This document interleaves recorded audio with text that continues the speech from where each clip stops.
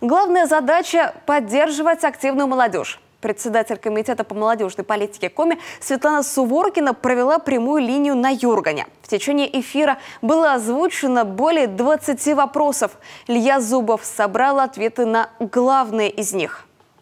Активная молодежь не только может, но и делает многое для развития республики. Светлана Суворкина в течение 50 минут отвечала на вопросы телезрителей. Так, например, жители республики активно интересовались развитием добровольчества в Коми. Светлана Суворкина отметила увеличение количества волонтеров и их существенный вклад в сборе гуманитарной помощи для участников специальной военной операции. Очень много людей хочет помочь как деньгами, так и какими-то натуральными продуктами, медикаментами. И они готовы помогать. Они приходят в этот штаб, приносят свои продукты, приносят необходимые вещи, которые нужны в зоне специальной военной операции. Это какие-то медикаменты, это балаклавы, это какие-то, может быть, продукты, которые очень долго хранятся. И, соответственно, волонтеры их сортируют, упаковывают и заботиться о том, чтобы они дошли до места.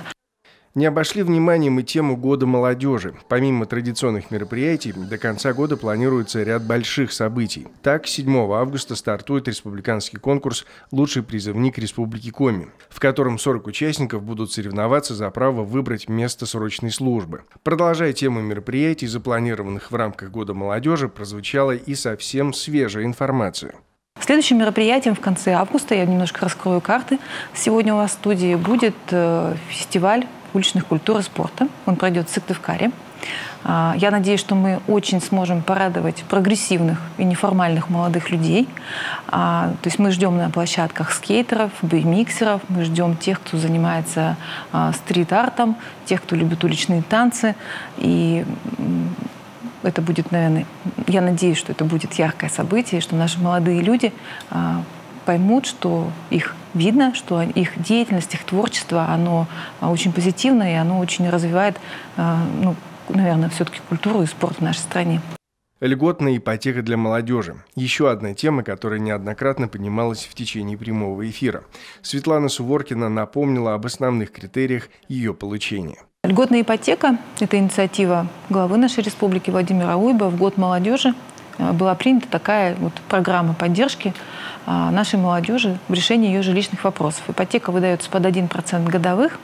И цель этого проекта – чтобы закрепить специалистов, молодых специалистов, молодые семьи на территории республики.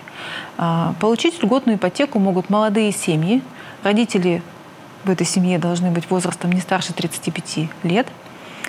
Доход совокупный должен быть не более 60 тысяч в месяц, и тогда они могут претендовать на получение этой льготы, этой льготной ипотеки под 1%. Сохранение духовно-нравственных ценностей, занятия спортом и творчеством. До конца года должна быть разработана стратегия реализации молодежной политики Российской Федерации, в которой, по словам Светланы Суворкиной, будут указаны все аспекты и задачи, которые предстоит решать. Илья Зубов, телеканал Юрган.